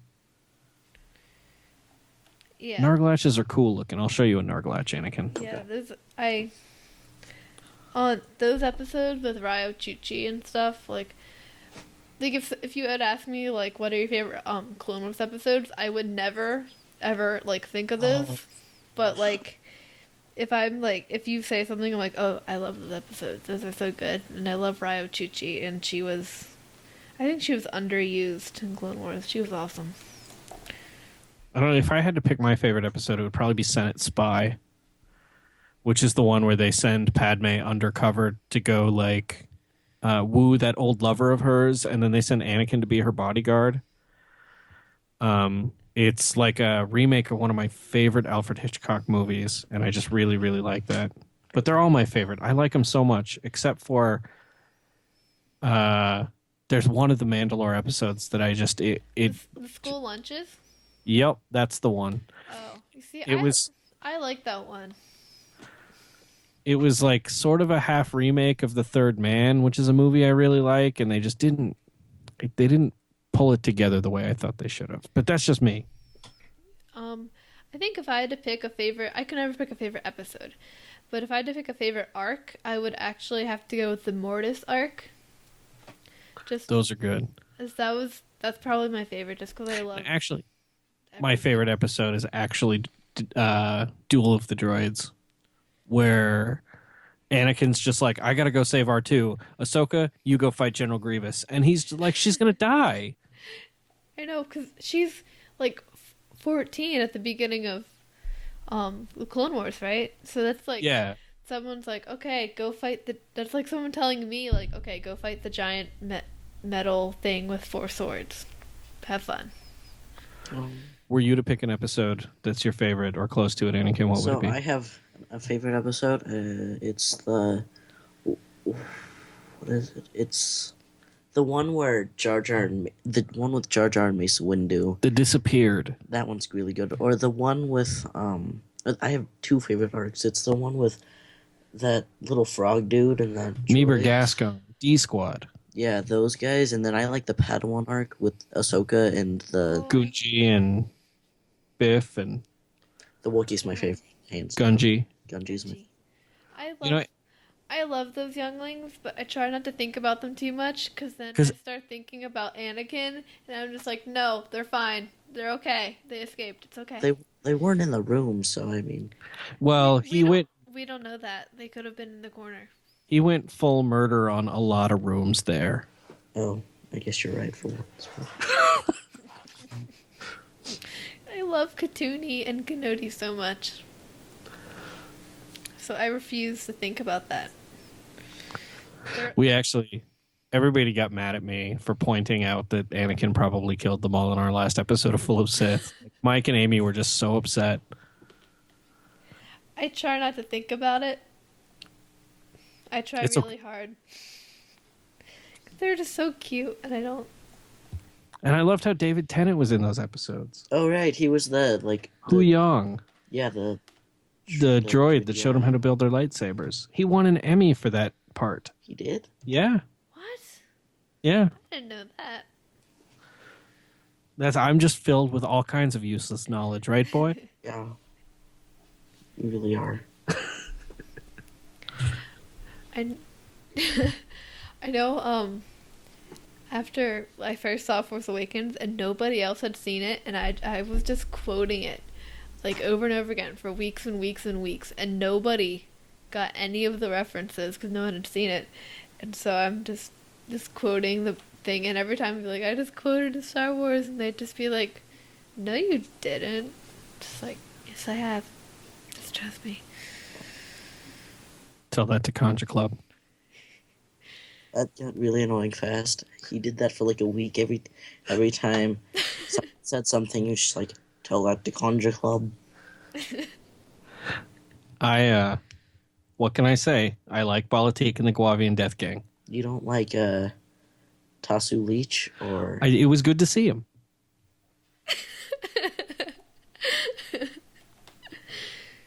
Tasu Leech and the rest of Conjure Club. Yes, I like seeing them. Of course I do. I don't really like seeing them, but I really like Tasu Leech's voice. It is cool. It was good to see him, though. So you didn't like it. So wait a second. We're going to... Tasu Leech. You watched that martial arts movie that they did, The Raid, right? Yeah, I didn't like that very much. You didn't like that very much? Not really. Will you tell me when you don't like stuff so I don't sit there and make you watch it? After I watched the movie. But that wasn't helpful. I didn't know if I would like it before the movie. A fair point. That's like you saying, I don't like Kung Fu Panda, even though you've never seen it. I saw the first Kung Fu Panda. I just never need to see another one again. I agree with you. They're coming out with, what, a third or fourth one? It's the third one. They came out with the third one like 2 months ago. Yeah, Oh, see? I'm What? behind. 2 months ago? Yeah, Star Wars came out. Like, why would I go see Kung Fu Panda when Star No, Wars is... it's like Alvin and the Chipmunks releasing the same day as Force Awakens. I feel like they did that on purpose. Like, let's not make another one. Let's just release it December 17th, and it'll fail, and we never have to do another one again. I feel like that's what happened. I could see that. Yeah, I like when Force Awakens came out, our local-ish theater at least, there was like maybe like every single theater except for maybe like 3 or 4 were playing Force Awakens, and all the theaters were still packed. Yeah, no, and now, like, Anakin, you came with me last weekend, right? Yeah, I did, and were you sitting with We were Dom? literally the only people in the theater. Like, that was it. We were the only ones. We went and saw it on, like, Sunday morning. Yeah. It was sad. No one was there. But it was fun because I could quote the movie and no one would yell at me. And Anakin was quoting it, too, so I was? Yes. You I know. told me to tell that to Conjure Club. I did? Yes. That doesn't sound like me. Yes, it does. Okay. I know, like, every time I see it, I'll just start, like, mouthing the words, like, as they're saying it.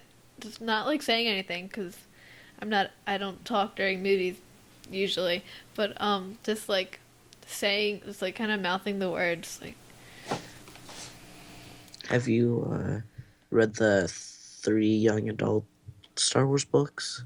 Like the Moving Target, Smuggler's Run, and Weapon of a Jedi. No, I started Weapon of a Jedi, but it moved kind of slow for me, so I do need to get back into that. But, Have you gotten to Sarko Plank? No. Oh. He's cool. Have you read Before the Awakening? I have. No, I don't. I've told Anakin all about it. You have? Yeah. Anybody- Remember when we talked about FN 2199, the Trader Trooper? Oh, I've read Finn's arc. Yeah, I Or remember. FN 2003, the trooper that wipes the blood on him in the beginning. Slip. Yeah. I feel kind of bad for Slip, but at the same time, like, I wanted to feel bad for him because he was just kind of, like, bad at everything, but he was also the first trooper to shoot somebody if Phasma told him to. It's just kind of like, I want to like you, but Well, I think it's cool that Finn doesn't hold it against Poe that he killed his buddy either. Wasn't FN 2003 Finn's best friend or something? well, I think it wasn't so much they were best friends. It was Finn, like, oh, you're falling behind. I'm going to help you. And then when Phasma told Finn to stop helping him, Finn was like almost completely okay with distancing himself. But anybody that knows me knows all about everything that happens in that book.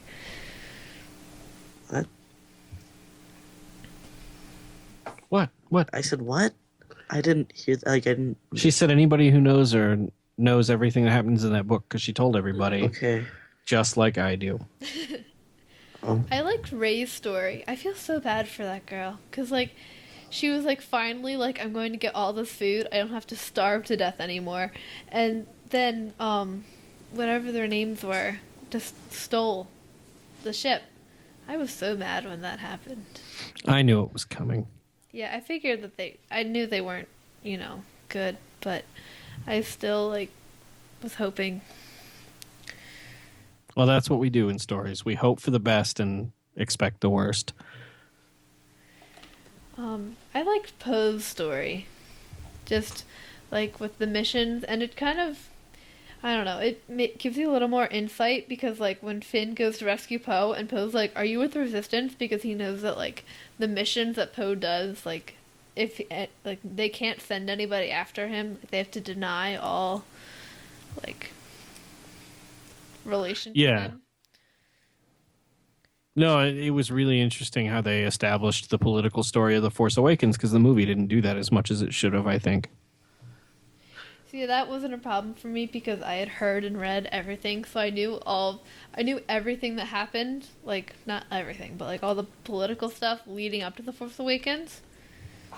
So I knew a lot of that, so I already knew, so I can't really, that didn't bother me. But I just wanted more. And maybe Jar Jar. Why couldn't... I mean... I like Jar Jar, sorry. Didn't Jar Jar like die in his apartment watching the Empire take over? I don't know. I wish we did know how Jar Jar met his end. Probably. Maybe he has a long lifespan like Chewie. Maybe he's still around. Maybe yeah. he's Admiral Akbar. He's not Admiral Akbar. No, because Akbar was in the Clone Wars. He was. Well, what if he like could morph into things? And he was. He's also not a Mace Windu. Claudite. If Jar Jar was a Claudite, then he would be doing a lot more things. That's Snoke is a Claudite, so he's literally just anybody. It's like, Snoke is Jar Jar. Yes. Snoke is Maul. Yes. Snoke is Tarkin. Yes. Snoke is everybody. Yeah, I could see that sort of.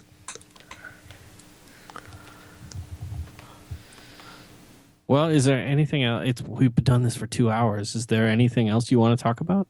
I can't think of anything. I'm just kind of looking around for inspiration, but I can't find anything that we haven't talked about already. Maybe what's your favorite animal in Star Wars? I don't know. Anakin wants to know what your favorite animal in Star Wars is. I like Nexu, Is that the thing? It's that the says- cat. Yeah, I know. the kitty cat. Yeah, What's your favorite, Anakin? I don't know its name, but it's that giant green lizard thingy. Accolade? No, the The lizard thingy. Varactyl? The one that Obi-Wan rides? Yeah, That one's cool. I think my favorite is the Rancor. No, I don't know what my favorite animal is. It's a tauntaun. It's tauntauns. I love tauntauns. I like banthas. Banthas are cool. the elephant things. They're not really elephants, but they're They were elephants. They were They were dressed up. elephants They were and cosplaying elephants. yeah. yeah. We were oh, this reminds me of in my world cultures class today we were like learning about the Mughals who were descendants of the Mongols, and they would train elephants to like step on somebody's foot and then wrap their trunk around the person's other leg and rip them in half. And so I was thinking, like, that's something that would happen in Star Wars. They would have a creature and they would have it rip people in half. Would that be the Jawa? Yes. Chewie was supposed to rip somebody's arm off in Force Awakens. Unkar Plutt. Yeah, Yep. in the novelization, he ripped Unkar Plutt came back for Rey, and Chewie just ripped his arm off. I thought he came back for the Falcon. Well, yeah, kind of. You're both. technically correct, Anakin. But I was setting you up for a Futurama joke. wait, what? Never mind. It must be really late for Anakin if he's not picking up on Futurama references. You know, every time I see the movie and Unkar Plutt's like, "That's mine," I'm like, no, it's not. It's not yours. It's Han Solo's. I'm so glad that Simon Pegg was on Carplot. I really like Simon Pegg. I'm glad that Rey force mind tricked James Bond. That was pretty cool. I like James Bond and I like Rey, and so the two of them interacting was fun for me. The one female stormtrooper that goes and talks to Kylo Ren, and she goes up to him and she's talking to him about like the prisoner escaped or something along those lines, and that apparently, this is like, I can't verify it, I don't have a definite source, but apparently that was the voice for Barriss in the Clone Wars. Like that. Huh. I'll have to look that up. I can't give you a source or anything. I just That. Okay, it took me a second because I thought you were talking about like that one guy who he like grabbed by the throat when he was telling. No. No. I was just like, that's a guy. Kat Tabor, who's the voice of Padme, was the voice who tells Hux that it's I think it's that the weapon's charging. That was Padme. Oh, okay. You can kind of tell, like once you know, you can tell. And that's what's weird too, like if you've watched enough Clone Wars, I think you can pick out Matthew Wood's voice. He was the voice of Grievous and all the battle droids, and you can tell which stormtroopers he voiced because it sounds like all the battle droids from Clone Wars. Maybe the stormtroopers are secretly battle droids. Their training department was low on funds, so they just put battle droids in suits. Yeah, I can. That's what would be the point, though? I mean, like both are armors. Like, For uniformity. but like Kanan said, what's the point of making armor when it doesn't do anything? I think it slows down the stuff, because we saw like in Clone Wars, Captain Rex got shot in the chest, and he was. But that was a stunt thingy. I love that. In Clone Wars, he got shot by an assassin droid in the chest, and he was injured because it went through his armor, but the armor slowed it enough so that he wasn't killed. I mean, if he was like a standard clone, it would have killed him, but that's when he took off and met the deserter, right? Yeah, cut the queen. I don't remember this. You need to. We'll watch Clone Wars again, I mean, unless you don't want to. I mean, if Captain Rex was a standard clone, it probably would have killed him. But since he's Captain Rex, he was fine. My favorite moment in Rebels is when him and Kanan are in the. I mean, I have a lot of favorite moments, but when him and Kanan are in the stormtrooper armor, and he's like, "I can't see anything in this thing," and then he takes the helmet off, throws it, knocks one of the troopers over with it, and then is able to bullseye both of them. I loved that. Just, I think because one time somebody was like talking about how like stormtroopers were useless, and I go to explain why they were useless, and I cited Captain Rex on saying that you couldn't see through the helmet, and And they just kind of started staring at me, and they told me that my obsession was unhealthy, and then they walked away. But Luke also said that too in A New Hope. He says, "I can't see a thing in this helmet."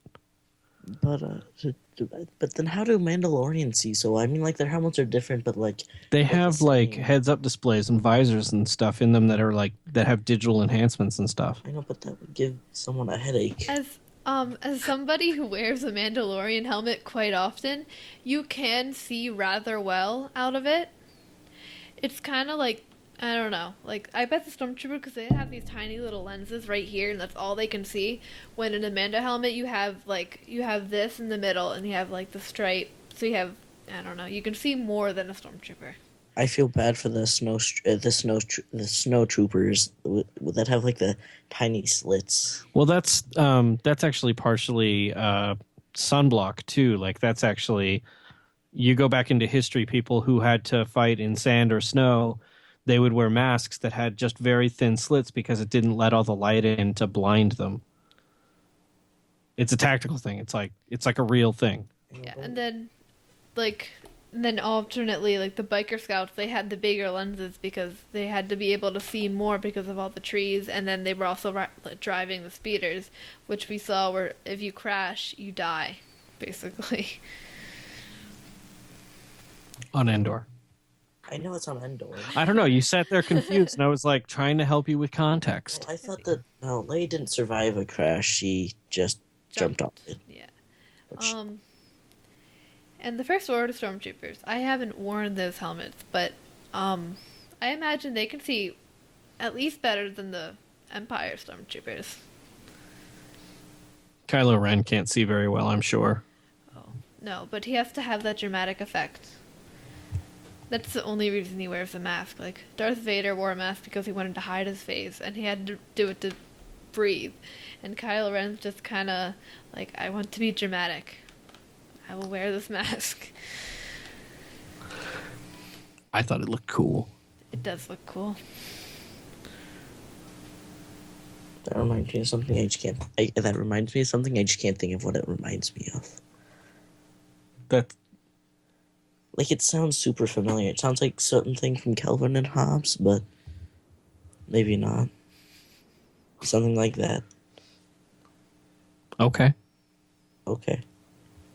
I think the real question about the helmets in Star Wars is how they stay on their head.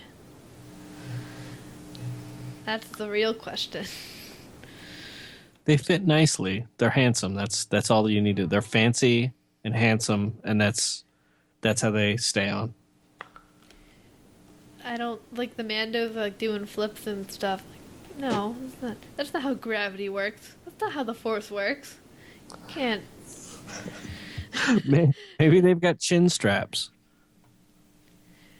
That is true, but that would be uncomfortable.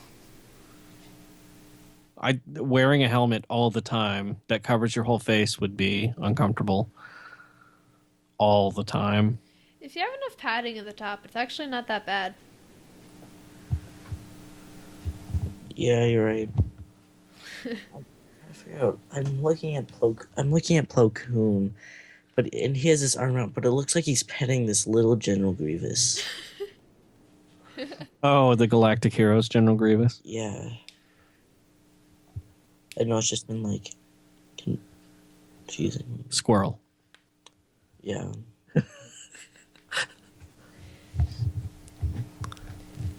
So, today we were learning about the Indian, like, South Asia area, and, my teacher was like, and then the Emperor Ahsoka took power, and I heard somebody say, that's a Padawan from Star Wars, and I'm just like, you're my new best friend. I always made friends with everybody who liked Star Wars, especially because back in my day, yeah, Yeah, back when you were young. like there wasn't a lot of people around, so when you found them, like you hung on to them. Like Greedo's face. Huh? Wait. Isn't that how you met Elias? Yes, that is. Okay. I know, like, with me, a lot of times, like, I'll wear a Star Wars shirt, and somebody will be like, oh, you like Star Wars? Or, you know, like, vice versa. And we'll start talking, and then after a while, they're just kind of like, I like Star Wars, but calm down. Yeah, I get that a lot too. Yeah, except for I'm that person who is not the one thinking that I'm. Well, wait. Anakin thinks it's cool to not be like super excited or passionate about anything right No, now. I'm just saying like I'm saying that I don't usually think that I know a lot. Or wait, no, like I think I know a lot, but when I go to school and there's just this one kid, and he's like, "Oh, yep, everything," and About what? Star Wars yeah, or but it's just do I like, need to straighten him out? what? No, it's a good thing. He knows about Star Wars, but yeah, that's like, yeah, I know quite a few people that are like pretty into like the EU and stuff, and I'm like pretty much clueless with that. But like everything else, like all the new canon, I'm pretty much on set with that. Read Dark Disciple and Lords of the Sith. Yeah, I definitely have to check those out. And then what was it? It was like Sons of Dathomir, the mall comic. Yes, that's really cool. it is because Darth Maul is cool, but not as cool as Grievous. Let's just get that straight. I feel like Darth Maul is just. I don't think he's ever going to die. I feel like he's going to be like a character, and then like they're just going to be like, okay, we need a new villain. Darth Maul isn't technically dead, right? And they're going to find a way to bring him back again, just over and over again. He'll just never die. I'm fine with that. I like Darth Maul. If he's ever in like one of the live action movies, are they going to bring back Ray Park? Yeah, Ray Park. But are they? What were you going to call him? Short guy. He's not short. He's short. He's very short. Okay, well, Anakin, he's taller he, than me. no, you got on stage with him, didn't Yeah, a you? bunch of kids did, and like he asked their names and like shook their hands, and did kung fu or something with them, Including you. including me. Yeah. Ray Park, I met him at our Steel City Con, and well, the first night we were there, my dad was just kind of like hanging out with people, and he saw Ray Park because like we go to the hotel like in the same parking lot as the convention center, and so all the celebrities go there too. And my dad saw Ray Park and he just went over and he started talking to him and he texted me, and I was doing my math homework and he's like, "Zoe, come downstairs and bring your math homework." And I was just like, "Oh, okay." And I come downstairs, and my math teacher last year was like a huge Star Wars fan who would always talk about Star Wars to me. And so I come down with my math homework, and then I see Ray Park. I'm like, "Oh, hi!" And Ray Park signed my algebra homework. That's cool. It was My fractions. my science teacher is kind of like that. He really likes Star Wars, and one day he just didn't teach us anything. He just talked about Star Wars with everyone and what they thought Snoke was or who. It's That's pretty weird. best teacher ever. Yeah. My world cultures teacher, he's really into Star Wars too. And the one day he was just like, "All right, this isn't class related, but watch this." And it was the Jimmy Fallon a cappella, and it was like, I did cry when I saw that just because it was kind of like I'm seeing the movie in 3 days, like for the first time, like because it was right before, and so I just kind of started crying, and then yeah, and he was like, "I'm a huge Star Wars nerd," and then I'm like, "Yes," and then he was like, but the old ones, not the new ones, and I'm like the prequels, and it's like, I have to correct everybody about that. Be like, no, we like them. Lots of people like them. like they're good. I don't know. They're the same, like, in my opinion, the same quality movies, really. They're just, I don't know. All of them except for Revenge of the Sith, which just clearly stands out. Clearly. Anakin, I think, was the first one. I think that was the first one you saw in the theater, isn't it? I don't know. Probably. I took you to see it when you were 3. Probably. It was definitely the first one you saw in the theater because you were too young to have seen Attack of the Clones. Okay, I don't think I was born. I don't think I was. No, you were born. Anakin was born 5 days after Attack of the Clones came out. Yeah, right. No, I was there. Trust me. I am. I'm just thinking about it because, yeah. I don't think I went to see any of the Star Wars movies in the theaters, and if I did, then I definitely don't remember, and my dad wouldn't remember either because he would have definitely mentioned it to me. But the Force Awakens was my first Star Wars movie. Was that Clone Wars was my first Star Wars movie in the theaters, I guess. Well, if we're talking about like at all, I think Clone Wars was mine too. But The one you remember? no, I don't remember going to see that. I just know I went to see that. I saw Clone Wars like 8 times in the theater, and I love that movie. But my sister was scared of Ventress. So every single time Ventress showed up, and Safi, alright, so I was obsessed with that one line where the droids are like, "We have you outnumbered," and then Rex is like, "We have you outnumbered," when they're like 3 to like 10, and the droid's like, "No, you don't," and starts counting. And I was like in 2nd grade, so I was obsessed with that line, and I loved that so much. But my sister was scared of Ventress, and every time she'd have to go to the bathroom suddenly during that part, my dad would have to take her. And every time they would miss it, and I would like try to describe it to them, but I was in 2nd grade, so I probably didn't do a very good job. I don't remember seeing it. I remember. I have pictures of you. I'll show you. And then we'll watch it again. You'll be like, maybe I remember. Speaking of that movie, what do you think that Stinky's going to come back and try to seek revenge on Princess Leia? He's Snoke. I don't think that. Stinky. Road at the Hut. Yeah, I know who he is. Stinky is Snoke. I can get behind that. Is he like a tadpole and then he grew legs and now he's a frog?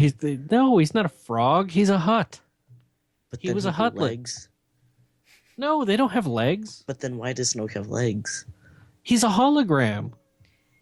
Yeah, like the same thing. Like the only reason I wasn't completely sure Ahsoka was Fulcrum, because I was like pretty sure she was Fulcrum, but the only thing that threw me off was that you couldn't see her montrals under her hood. When in Clone Wars, whenever she wore a hood, you could clearly see the shape, and when she was Fulcrum, you couldn't see that. So obviously, holograms can be manipulated.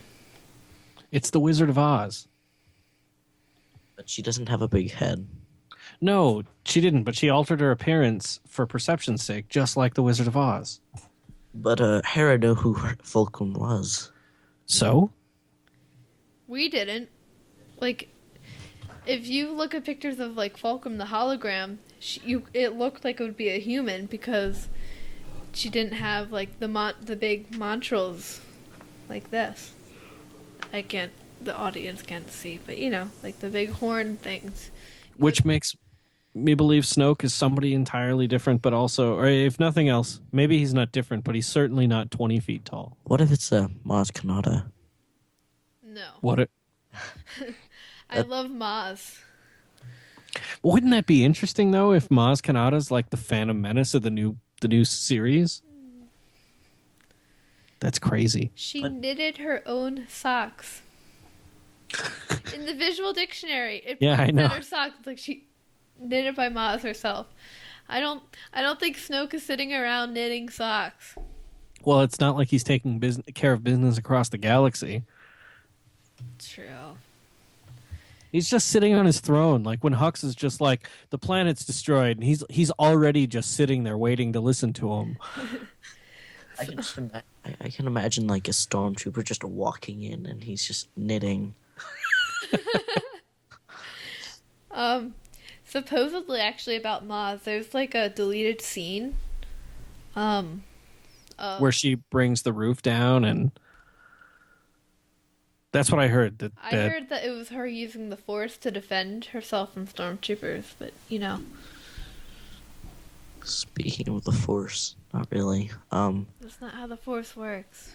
When Han is walking out of that hole, and he shoots the two stormtroopers, and then he like shoots one without looking. I still think that was an accident. His gun just went off. Is that just? It's pretty blatant, man. He did that on purpose. I don't think he did. Han has been shooting for probably like almost 60 years now. If he can't do that, if that was a complete accident, then he obviously hasn't been practicing enough. Well, I mean, like there's been plenty of accidents he's committed. Like there's he like going into that space slug's mouth, and then like or Kylo Ren, or the gunshot to the stormtrooper's face without looking. And Did you just say Kylo Ren as one of Han Solo's accidents? yes. There's You're a terrible kid. um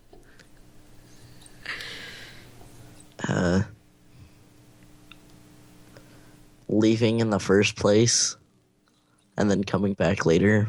Well, that would be more of a mistake. I don't think he accidentally just flew off. Well, what if he did? What if Chewie was blackmailing him somehow? What? Chewie was the one that walked up to Leia and gave her a hug. Han just stood there. Well, what if he wanted like people to actually like him? And Han Solo doesn't care what people think of him. I mean, it's Han Solo.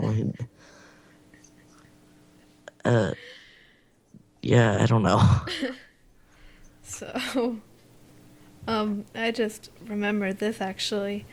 Have you seen some of the new preview and stuff for the next Rebels episode? Apparently it's, or maybe it's not the next one, but it's an upcoming one at the very least. And it's Callus and Zeb are stranded together, and they have to work together to survive, and I think that's going to be hilarious. And Yeah. maybe sad, but I did watch that clip, and it's Anakin's going to get bored by this, but it's reminiscent of a movie called Hell in the Pacific. Is it a World War II movie? It is, and actually we should watch it because it's really good, and I have it. But it's about Toshiro Mifune, who played the lead in. He played Kikuchio in Seven Samurai, and he played the General Makabe in Hidden Fortress, which are both The old guy? Or No. the drunk dude? the drunk guy. He is playing a Japanese officer who gets stranded on this desert island, and Lee Marvin, who he was in the Dirty Dozen. He's like the commander in the Dirty Dozen. Oh. The two of them are stranded on a desert island together, and they don't speak a common language because Toshiro Mifune speaks Japanese and Lee Marvin speaks English, and the whole movie is them trying to like fight each other and then decide to survive together.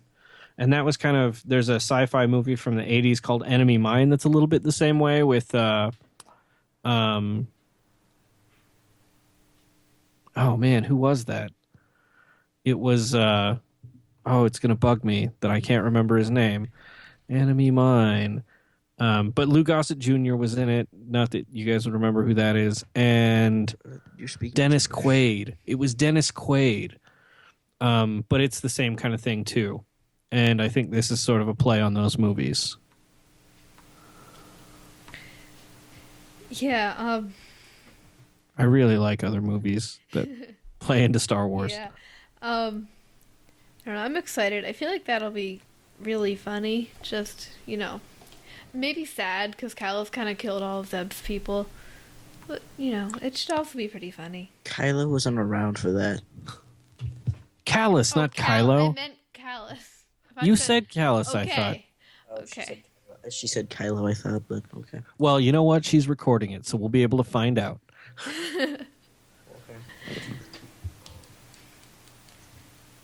Yeah, Callus. Yeah, I'm excited for that episode. That'll just be, If they do survive and they're both not dead and they don't kill each other, I hope Zeb kills Callus and then like shaves his mutton chops and gives them himself. Or Chopper with them would be pretty cool. Where would you put them on Chopper? He's just You just super glue them and Yeah, but where?